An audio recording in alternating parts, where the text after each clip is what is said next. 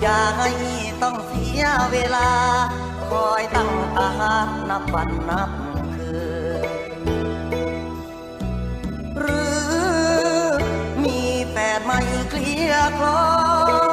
ปล่อยให้พี่เฝ้ารอเฝ้ารอคุณมัน